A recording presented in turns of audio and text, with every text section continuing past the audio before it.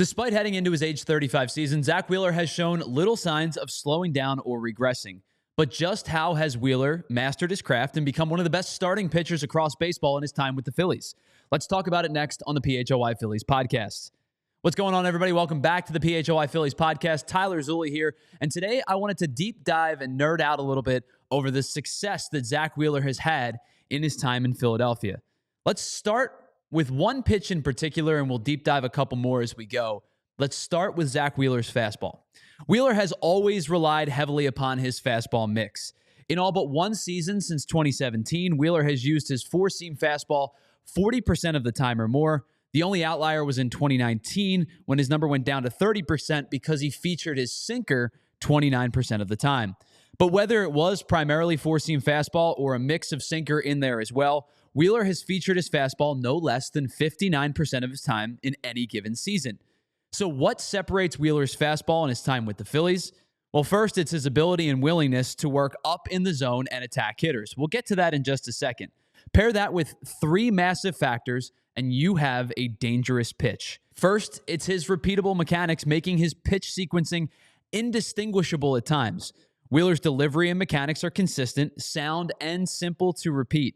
This becomes so important for tunneling purposes and hiding the baseball for as long as he can. Next is Wheeler's arm slot. In his first three seasons with the Phillies, Wheeler was between 35 and 38 degrees arm angle on his release point. The last 2 years, however, Wheeler has actively worked on bringing his arm slot down significantly, dropping down to a more three-quarters arm slot. What this has seemingly allowed him to do is feature a, quote, rising fastball. Now, obviously, gravity doesn't allow for a pitch to truly have vertical rise, but it's that battle against gravity that keeps it from falling.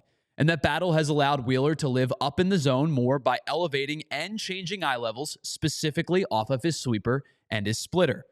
Finally, the last bit is something that Wheeler has had a ton of success with over his entire career.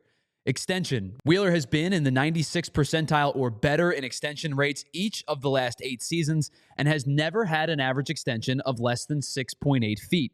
What this tells you is that the 60 feet 6 inches that is between the mound and the plate is cut down by 7 feet or greater by where Wheeler actually releases the pitch. This has a twofold effect. The obvious, more extension equals less time and distance for a hitter to react to a pitch. But it also gives a fastball a perceived velocity that might be greater than what it actually is. Ever hear the phrase, that pitch got up on a hitter quickly? Extension helps out greatly in that regard. And Wheeler has been among the league's elite in extension rate over his career. So let's take a look at some of the actual numbers on Wheeler's pitches up in the zone from last season.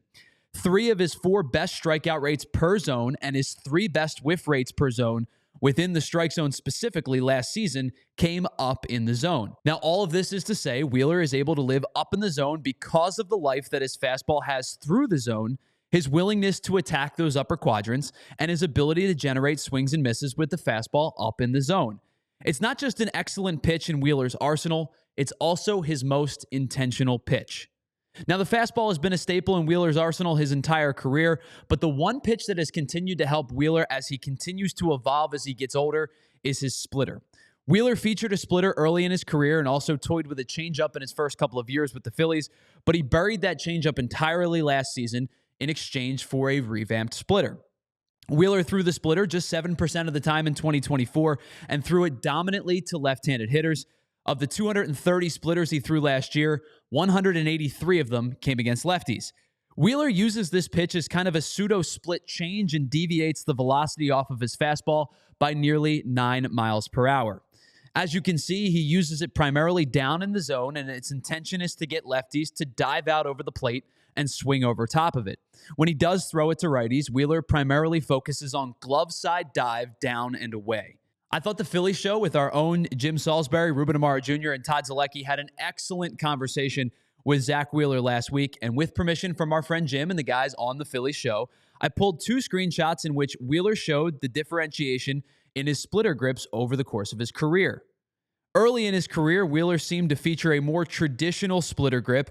Now, this grip buries the ball in the back of your hand with your thumb on the bottom of the baseball for both support and push. This grip uses the thumb as kind of a launching point for a downward action on the splitter. The grip that Wheeler changed to last season when he reintroduced the splitter looked a little bit more like this. It's still got the pointer and middle finger splitter grip, but you can see that his pinky and his ring finger are much further up on the baseball. To me, this is how Wheeler gets this split to dive, but also have a little bit of a changeup feel to it. The thumb on the bottom, Wheeler said, he really just uses as kind of a brace. He sort of eliminated the need for a thumb push, if you will. Pitch grips and arm slots can be such a fickle thing to nail, but it's pretty evident that Wheeler's mastered the latter and has felt more and more comfortable with the former as his career goes on. And of course, none of this would be possible without a sprinkle of luck and a lot of health. Zack Wheeler tore his UCL in March of 2015 and needed Tommy John surgery, forcing him to miss the entirety of the season. He then suffered a bunch of setbacks in his rehab in 2016 and didn't pitch in the big leagues at all that season either. 2017 was an injury-plagued year for Wheeler, who made just 17 starts through arm soreness before being shut down in August with a stress injury in his pitching arm. So from 2015 to 2017, Wheeler made just 17 starts and posted a 5.21 ERA. And while he did make 60 combined starts over the next 2 seasons, the Mets still had enough concerns over his health that they deviated away from a long-term contract. Since joining the Phillies, though, Wheeler has missed just a handful of starts, and 3 of his last 4 years has made 32 starts or more. His 7 more starts in his 5 years with the Phillies compared to his 5 years with the Mets is a little bit skewed, though, because of the COVID-shortened 2020 season. Wheeler has been a model of consistency and health in his time with the Phillies, and whether that's due in part to mechanical changes, workout regimens, or a combination of a bunch of different things, there is a reason that Zack Wheeler has shown no signs of slowing down heading into his age 35 season with the Phillies.